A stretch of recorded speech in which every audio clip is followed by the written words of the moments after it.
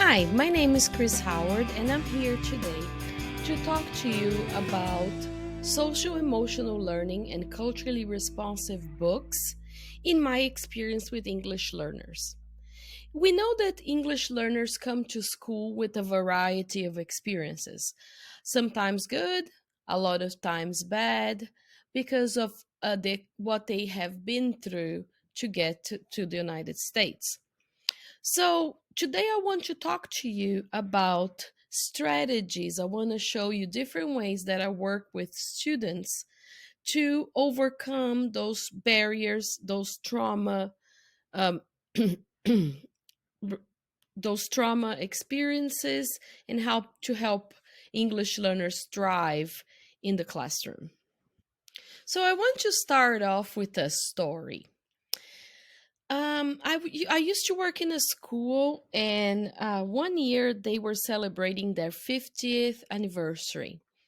And in order to celebrate that, they decided to take an aerial picture. So there were some people photographers that climbed up the roof, and students were asked to line up in the shape of a 50.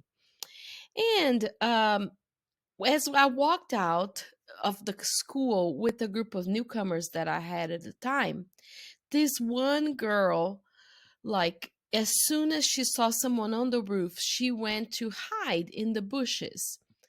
So that made me realize that experience that we were having of taking an aerial picture with the number 50 was completely interpreted completely different by this student, because she was a refugee student, and she had been in a war zone, and her reaction of running to the bushes to hide in the bushes was in accordance to the trauma she had experienced. Another experience I want to share with you is when I first came to the United States and started working in schools. I was an adult when I came. I was 33 years old. And my first job in American schools, like regular K to 12 schools, were in an elementary. And when I walked into a hallway, the first time I walked into the hallway, and the students were all quiet, lined up, and a lot of them had that pose of the finger to the mouth and the hand up. um I know that this is customary of a lot of elementary settings, but for me it made me feel like the students were lined up as the army, or as something. It felt stiff to me to see little children like that, because in my country, um, children walk freely in the hallway, they talk to each other. When they socialize. So it was a little shocking to me to see that. Now, why am I telling you these stories? Why am I talking to you about that? As you can probably anticipate, I want to talk to you about different perspectives in different cultures and how things are perceived from students from another culture. In order to maximize the cultural experiences that students bring to the classroom and to minimize trauma responses, it's important that educators understand the connection between culturally responsive teaching and the brain. So, in this wonderful book by Zaretta Hammond, she talks about um, social emotional needs, the connection to the brain, and how culturally responsive teaching can help with that. So, let's take a look at this quote on the screen. An educator's ability to recognize cultural displays of learning and meaning making and respond positively and constructively with teaching moves that use cultural knowledge as a scaffold to connect what the student knows to new concepts and content in order to promote effective information processing. That would be the definition of culturally responsive teaching. All the while, the educator understands the importance of being in relationship and having a social emotional connection to the student in order to create a safe space for learning.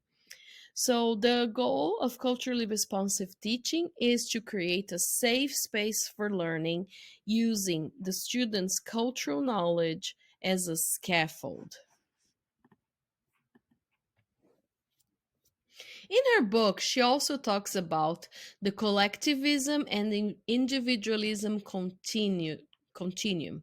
She explains that different countries have different tendencies towards being a more collective culture or a more individualistic cultures.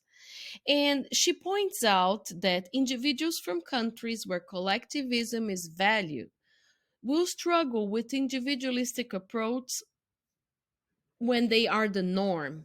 So, for example, countries like Ecuador or Panama, which are extremely collective, they will struggle with the culture of you have to make it on your own. You are your own self, um, because that's not how they culturally grew up.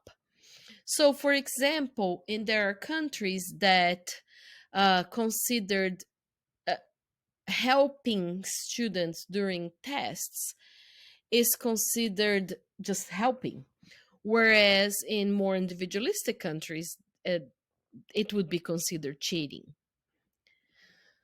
There seems to be a correlation between community oriented cultures and oral traditions, and especially storytelling. And collectivism is an asset that can be capitalized when it comes to academic discussions because people are used to work together when they are from other countries that are more geared towards collectivism. So, this different approach or this different perspective on how life is lived is an asset that should be capitalized.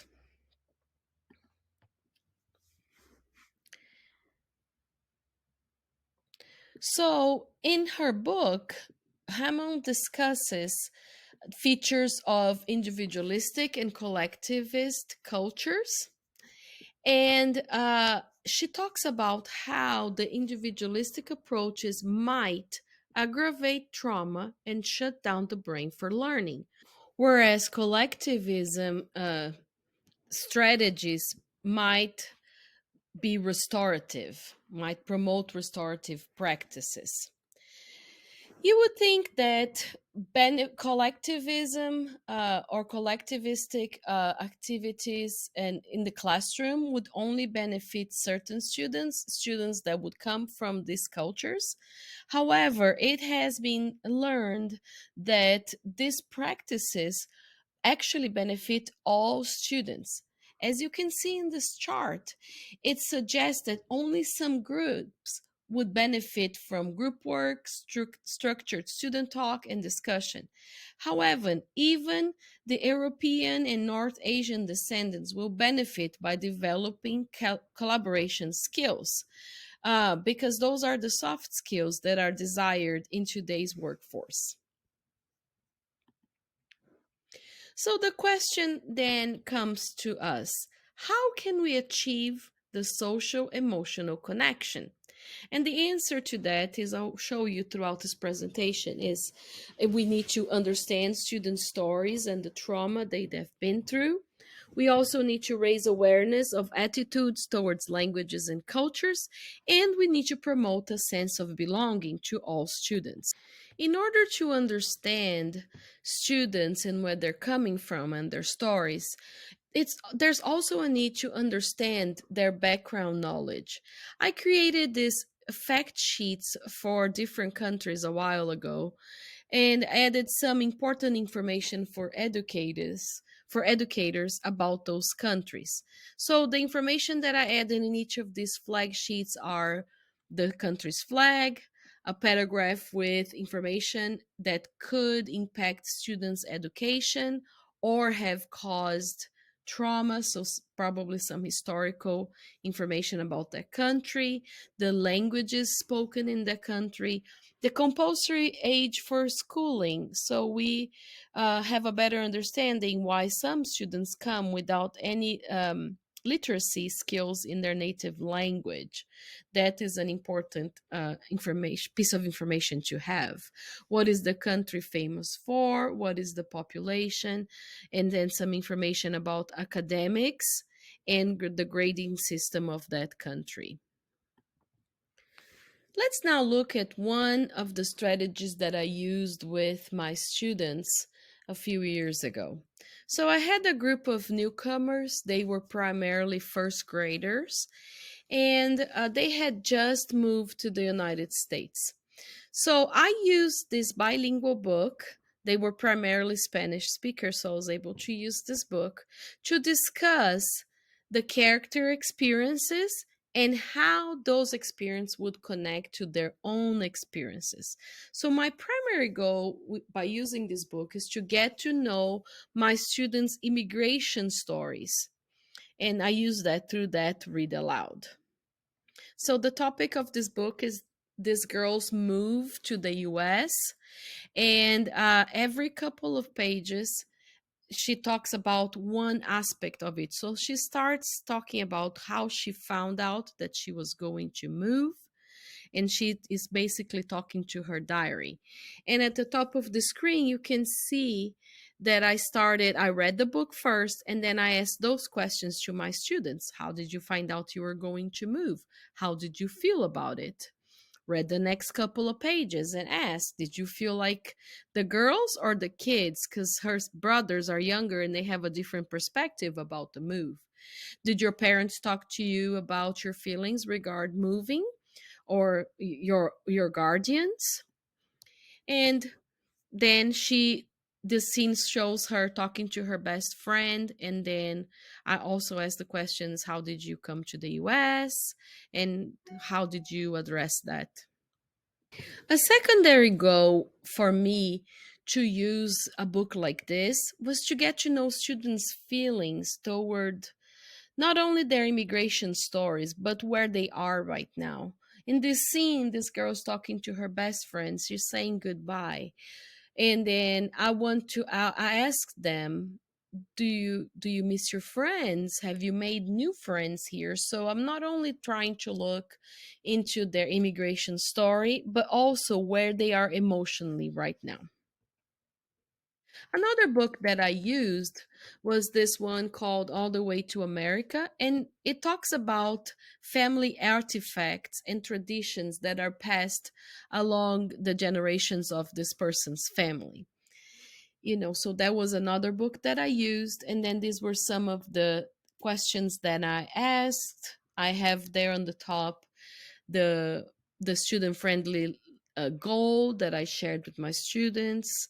So I wanted to get a glimpse into the students' families' lives and dynamics with this book. Another way that we can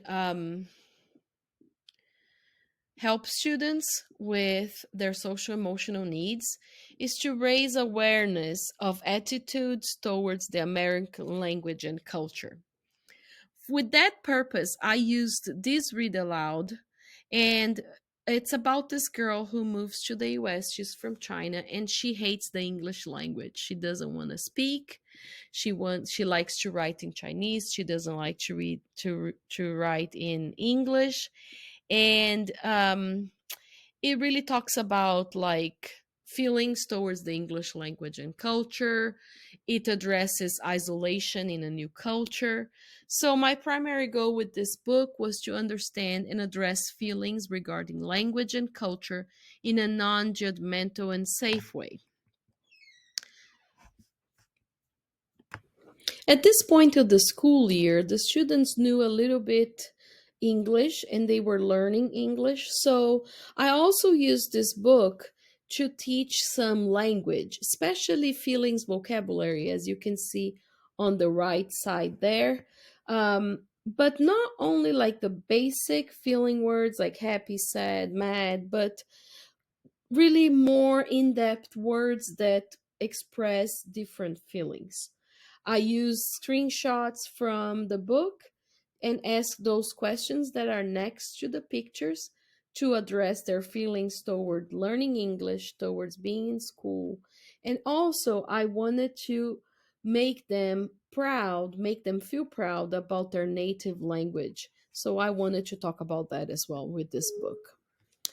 Now, it's important that students feel that they belong in this new culture.